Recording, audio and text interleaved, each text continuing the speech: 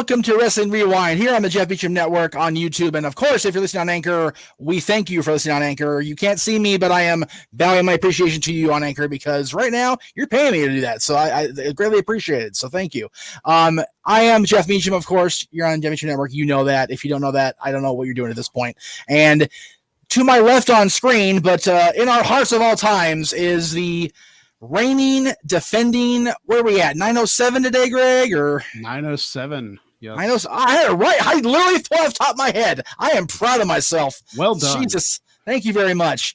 907 days. Like, God, back in March of 18, did we ever think we'd get to, I know you thought you would, obviously, because you have that natural confidence in yourself. So, but I brought it up last week on the Greg Cherry Show, which if you don't watch the Greg Cherry Show, you can find it wherever you find Jeff or I. It's on the Greg Cherry brand YouTube, the Jeff Meacham Network, and the No DQ YouTube page, along with various other things. I don't know what the Hobbit. There we go. Okay. Okay, there you go. We're just all over the place here. Okay. Yeah. So the Greg Cherry brand is that's what I was trying to do. So anyway. But I brought it up last week that I made the joke when I was at like 60 days because the past year longest reign. I was like, I'm the longest reigning champion. And it was kind of more of a rib to you than me taking myself seriously. Right. But now that I've reached 900 plus days, it's like nobody's going to even if I were to lose the title on Friday, it's like whoever wins that has to hold it till beginning of 2023, I think. Yeah, at this point. At least. At this point. So it's like that's crazy. It's absolutely crazy. Yeah, whoever takes it from me has a long way to go, but I don't plan on losing it anytime soon. So. Well, it's funny that you mentioned the lengthy reign because this today's episode of Wrestling Rewind really focuses on a pair of guys who are known for lengthy reigns in the world of wrestling. And this situation really stemmed on the fact that another guy who's known for lengthy reigns made a very huge decision the week prior. For those of you unfamiliar with what we're watching today, if you didn't read the description, first of all, read, folks. Second of all, we are watching the World Heavyweight Championship match from the September 2nd, 2002 episode of Raw. It's right there in your upper right. It's upper right. There you go. Right, yeah. Raw's above me. Rewind's over here. We're all here. World Championship.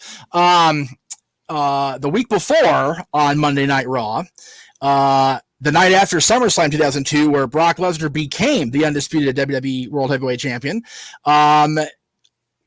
Stephanie McMahon told Eric Bischoff, if you want to see the WWE Champion, you got to watch SmackDown. And Bischoff was rather incredulous at this because, he thought he'd have the undisputed champion because the undisputed champion at that time was on both brands. Mm-hmm. So Eric Bischoff, not missing a beat, walks out the following Monday on Raw and says, we have a number one contender here on Raw in the form of Triple H, but we don't have somebody who can challenge for a championship because the WWE champion is no longer appearing on this show. So in my mind, the undisputed title is very much in dispute. Therefore, I'm going to open up this little briefcase I've got here and pull out an icon from the past. The legendary big gold belt. It's not the actual belt because the actual belt was at the time with a private collector.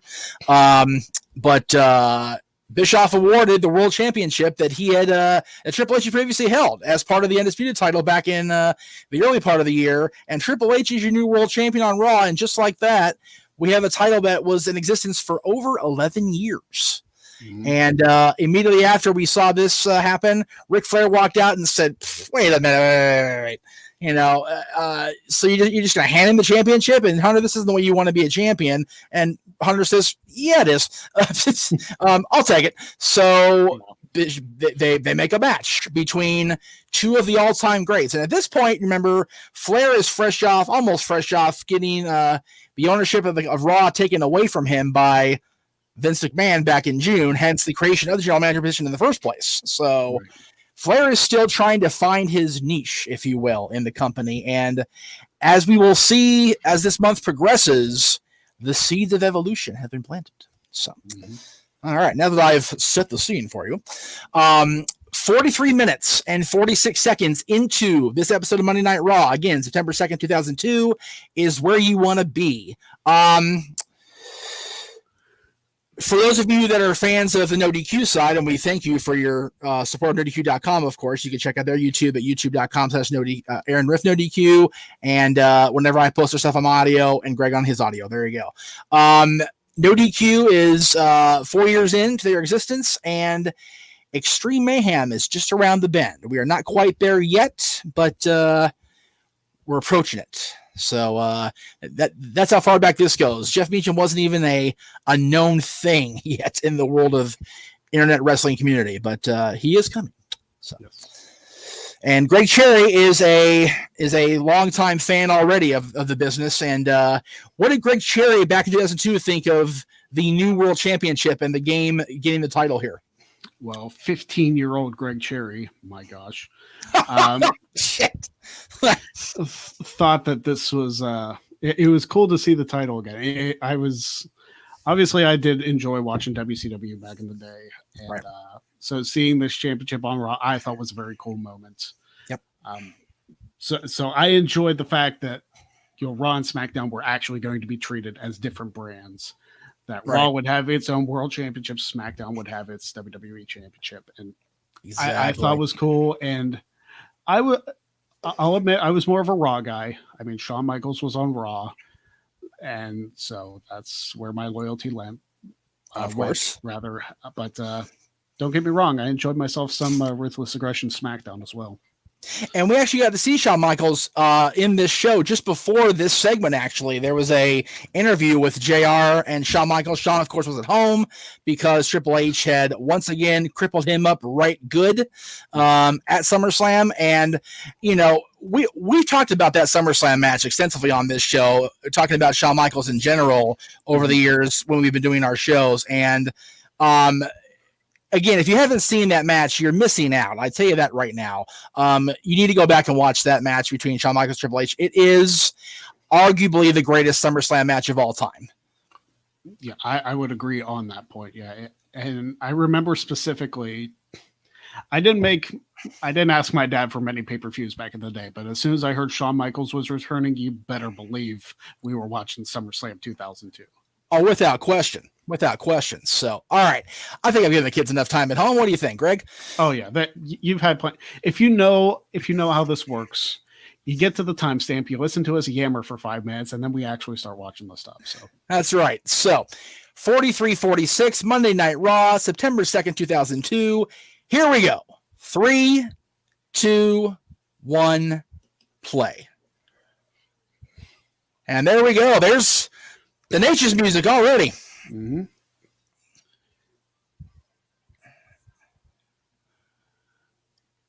Lillian Garcia with the call here, or the ring announcement, I should say. Funny enough, not Ric Flair's first shot at a world title this year. No, very true. Triple H, Flair would face Lesnar, didn't he? Or no, The Rock. Hogan. No, Hogan. Jeez, I'm a bad Hulkamaniac today. I quit. See, that's why you're the champion. I'm just the host guy. Gotta love Lawler. He's supposed to be the champion. It's like, come on, you guys. We know he does. It's like, sure, he beat The Undertaker finally. And it's like, yeah. So was it this week that Taker was moved to SmackDown? I believe he moved to SmackDown the previous week. When Brock said, I'm staying here, Undertaker's like, all right, I'll go with you. I couldn't remember which week it was, but I knew Taker moved to SmackDown. I'm pretty sure it was the Thursday after Lesnar signed exclusively with SmackDown and told Bischoff as much on Raw the previous week here. There it is, man. Just world champion. Just world champion, yep. It's so funny. For the longest time, I was convinced it was the belt. Like, I thought that the big gold belt had come over, and then you learn about cast replicas, and you learn about, different things. And it's like, oh, okay, so this is the one that came over when Scotty Steiner dropped it to Booker T. Mm-hmm. And, of course, we now know the original big gold belt is in the hands of Nature's son-in-law, Conrad Thompson. Yeah. Shout out to Conrad, adfreeshows.com. Love them. Great podcast network. It's worth the money I pay him every month, I'll tell you that much. Iconic shot here with Flair over the shoulder here. Check this out. There, look at that. Nate as the challenger for the big gold belt. You think you see that in 2002? No. It's a strange sight to have the big gold belt enter the ring without Flair attached to it. And in a WWE ring. Right, exactly. Last time we saw Flair in the same ring as the big gold belt when he was competing was 1991. And that was the real belt back then. I mean, technically, for belts that look like that, 2000, but. Well, WWE, though, no. Oh, you mean WWE? Okay. Right. Well, 92, I mean, he won it from Savage in 92. Right, but it wasn't the big gold belt, I'm saying. It wasn't that particular belt. Oh, okay. I see what you mean. You're talking about when they blurred out the belt and stuff. Right. And then they used a tag belt for Survivor Series, which was weird. Which is hysterical because, there's so many pictures of service of that since then. Mm-hmm. Like, tag belt, just kidding. So Triple H and Ric Flair for the big gold belt with Lil Lynch as referee. Could this match be any more WCW? with Eric Bischoff in charge and JR on commentary. What the hell show am I watching? All you need is Ventura or Schiavone and you're good. Yeah, that's right. Chris Cruz, damn it. I want me some Chris Cruz. And some Gary Michael Capetta. Oh, dude, Gary Capetta would be no joke ringing out in this match, man. Can you imagine that? Before I understand, is he still getting gigs? I don't know. I haven't heard much from Gary in a minute, so I don't know. I would love to see him do like a Starcast with Conrad or something. That'd be tremendous. Like show up as a special guest ring announcer for AEW, right? Something. I'm sure Judge Roberts was like, dude, here, please. Yeah. Yeah, it's I say it so many times when it comes to sports out here in LA, how spoiled we were with our hockey, basketball, and baseball announcers. We wrestling fans growing up in the late 80s, early 90s were spoiled effing rotten, man. We had the best announcers. We had the best ring announcers. We had everything. We took it for granted because we're kids and we're idiots. Yeah. Just, and then, even the guys that were, kids. I mean, here, you said yourself, you're 15 years old here. You've got, top 5 all time right here in this ring. Yeah. For the world title on Raw. For free. Mm-hmm. Mm-hmm. On good old TNN.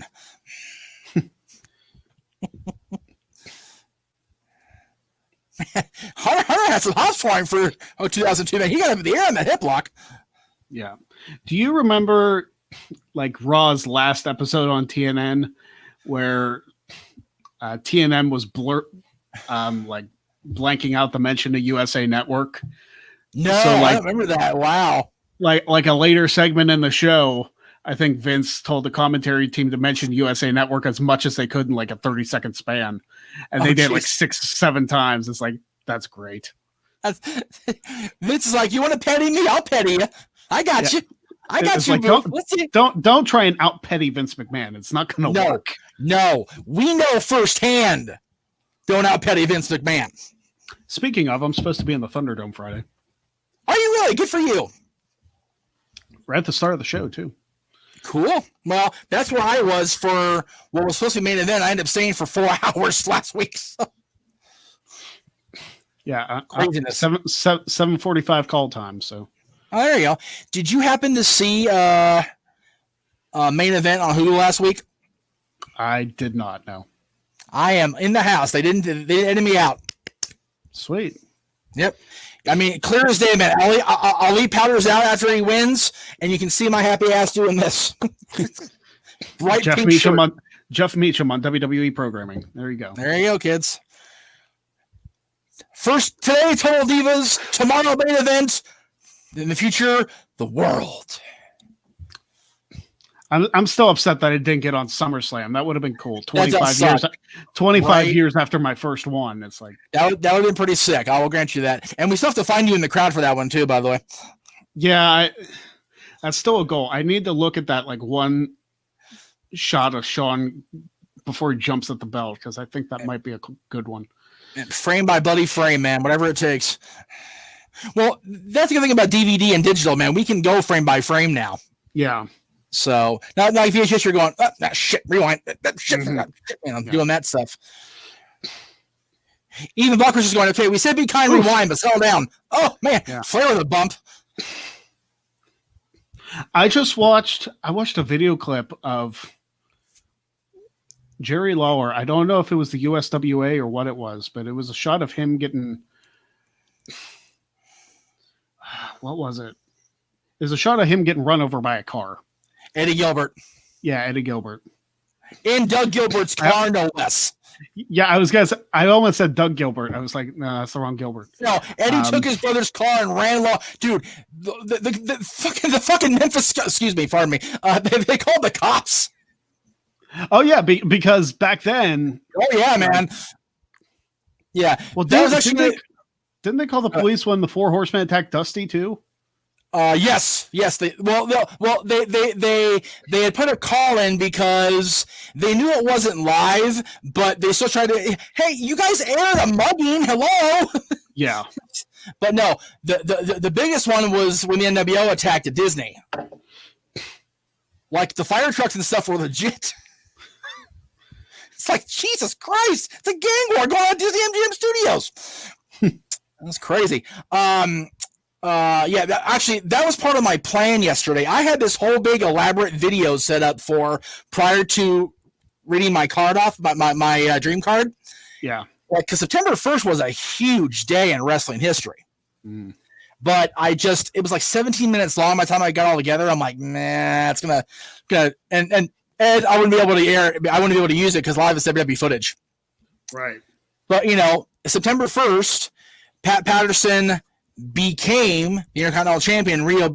In that tournament, yeah. And that big tournament, the same site, the same building as Triple H struts across the ring. The same building that Buddy Rogers became the WWF champion, man. Just a historical site in Rio. If you don't know what I'm talking about, you're not paying attention. In 2007, not only did CM Punk win his last chance match against John Morrison for the ECW title, but down in IWA South in Puerto Rico, the Scrap Daddy became the world champion for the first time. So, Adam Pearce, of course, in the news lately, so I wanted to tie it all together. John Morrison became the Intercontinental Champion 2 years later. A guy by the name of Leo Kruger became the FCW champion in 2011, I think it was. And then in 2018, Cody Rhodes became the NWA champion. So, the Dark First was a huge day, but again, it would be like this long. So, Leo Kruger, a.k.a. Along with Rosebud Braun Strowman. Let's not forget. Yes. So. Braun brought that up. I'm like, oh, that's right. Wow. It was amazing to look back at wow, look at all these Rosebuds and how much better they did on the main roster than freaking Adam Rose. Yeah. Alexa was in there. Becky was in there. Yep. Braun, of course. Alexa, stop. I forgot. As soon as I saw it light up, I was like, damn it. Oh, that's fantastic. I love technology sometimes. It's good stuff. It's good shit, pal. Bliss was in there. Becky was in there. There you go. A friend of mine, actually, Heather Lynn, who managed Adam Pearce out here for Dave Marquez, she was a Rosebud at one point. I'm trying to remember when the Corey Graves, Adam Pearce NWA title match happened. Because I know I was there for it. I'm trying to remember. If it's online, I want to watch that. Like on the show. I mean, I'd love to rewatch it. I thought it was a great match to watch. Very great psychology in it and everything. Well, that's what you get when you get Adam Pearce and Corey Graves together. Yeah. Let's see here.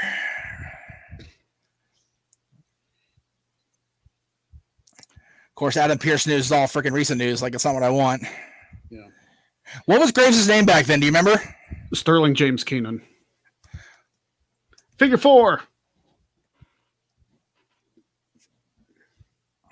It's not coming up. We'll find it later. Anyway. Yeah. Figure 4's on, brother. Triple H got the ropes. Damn that Triple H. So I just out of curiosity, September 8th is also a big day in wrestling history. Okay. That'd be next Tuesday if I do a show. Yeah. It was 3 years ago on September 8th 17 that I became Wrestling Trivia Challenge champion for the first time. There you go. Maybe we'll rewatch that episode next week. We might. I don't know if you'll want to, but no, it was ugly. It was very ugly. Yeah, it was an ugly. That was probably our, besides the match right after. Pedigree. Pedigree time. That's it, kids. Oh, worst pedigree of the year right there. That was awful. It is the first defense ever of the 11-year existence of the World Heavyweight Championship. There it is, kids.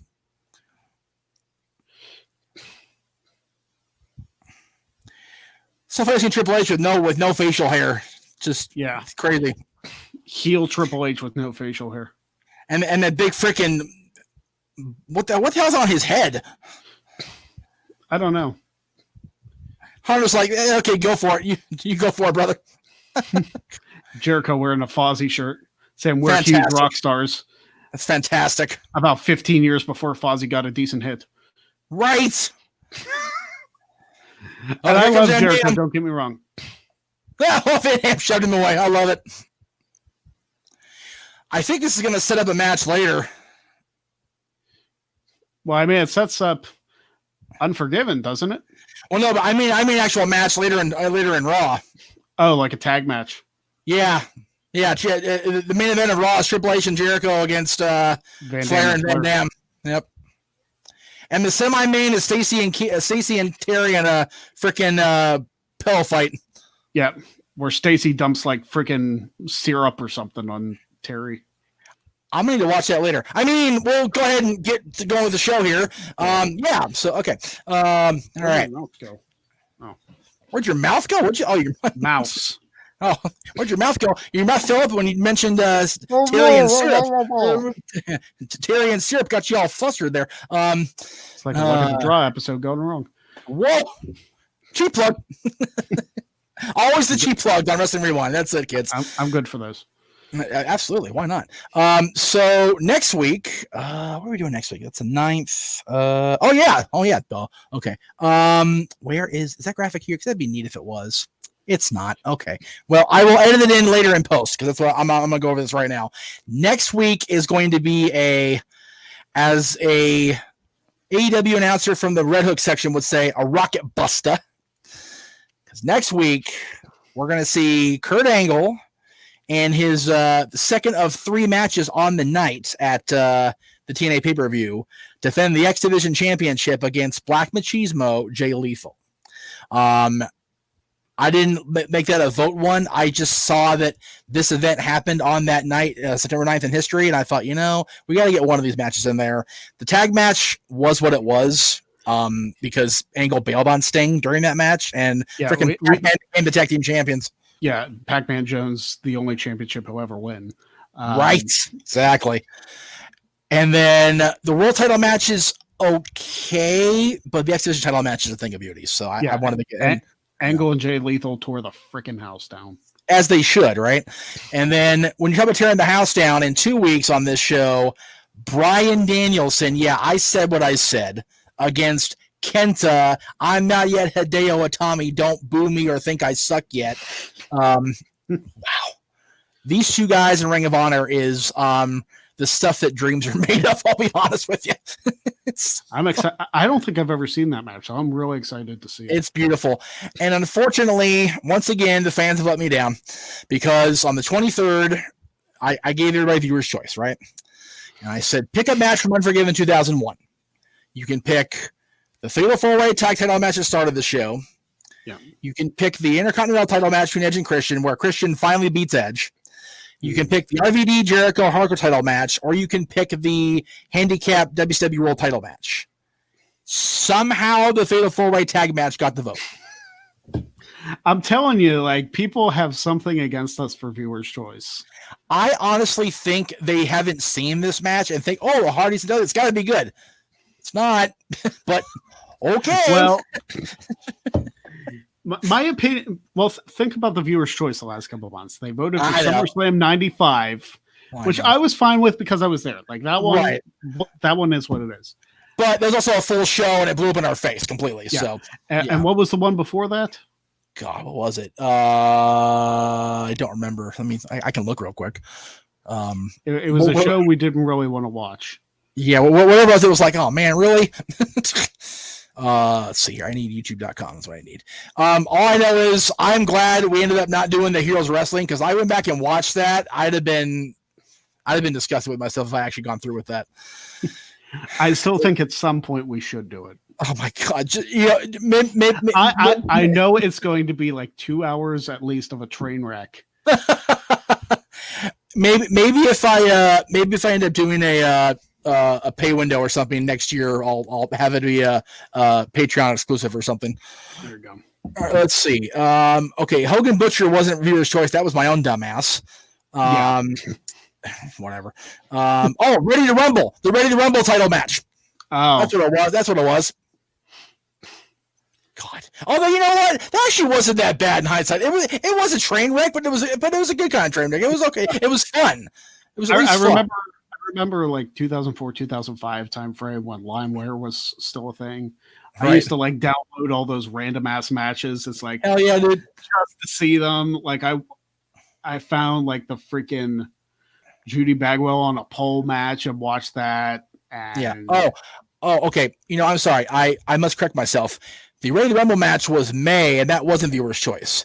Ready to Rumble in July was viewer's choice, and it was Raw 1000. Okay. That makes sense. That's what it was. All right. So, but it will be better. I promise you. Angle and Lethal next week. Kenta and Bryan Danielson the week after, kids. Oh, my God. We will see you guys next week. For Greg Cherry, I am Jeff Meacham. See you next time.